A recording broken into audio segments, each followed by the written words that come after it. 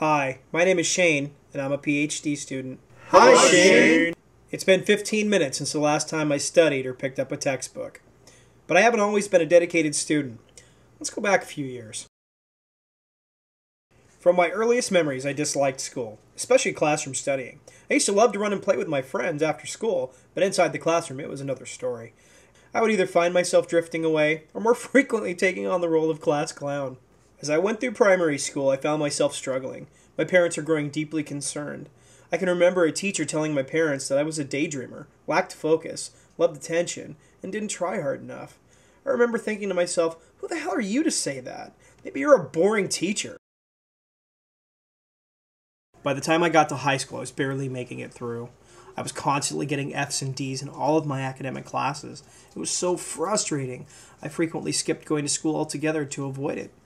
At this point, I had a legitimate hatred for school. It was very isolating, and I felt very alone. It was unfortunately at this point I had to face that wonderful rite of passage, the guidance counselor. I will never forget the words she said to me. Mr. Pace, you're lazy. You have no vision. You have no drive. You are not focused. You don't apply yourself. You should not try to go to college because you'll never make it. You'll simply fail. This blew my mind.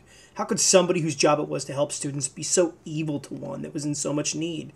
This was the final nail in the coffin for me. It completely reinforced the fears I had about being stupid and not being good enough. After barely graduating high school, I decided to make my way to Hollywood. I landed a job as a production assistant on the Universal lot. After my first day on the set, I was hooked. I knew this is where I was supposed to be.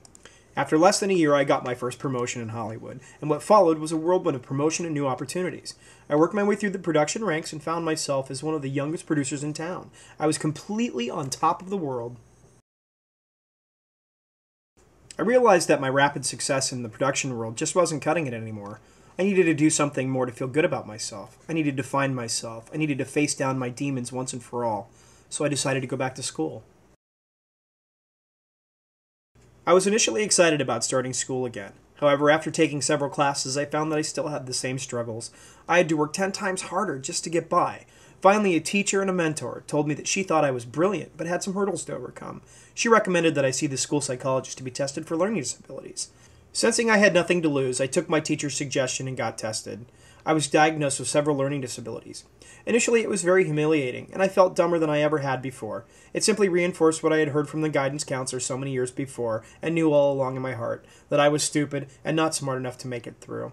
So I reached out for help from the teacher who saw my potential.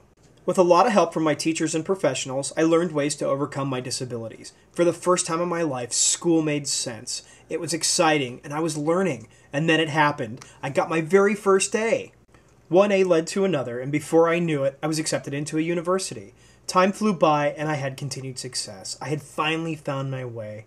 I had graduated shortly thereafter with a bachelor's degree in psychology and a master's in social work, both with perfect 4.0 GPAs and honors. Even though I have overcome my disabilities, and I feel the success I have always longed for, I still face down my demons daily. I have now moved on to work on my doctoral degree. Will I make it? You'll have to tune back in to find out.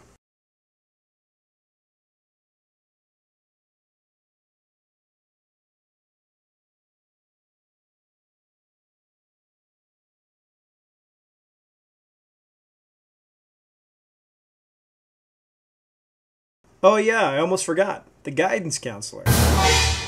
After getting both of my degrees with perfect GPAs and honors, I decided to go back and thank her for her kind words and support. I showed her both of my diplomas and gave her the best thanks I knew how.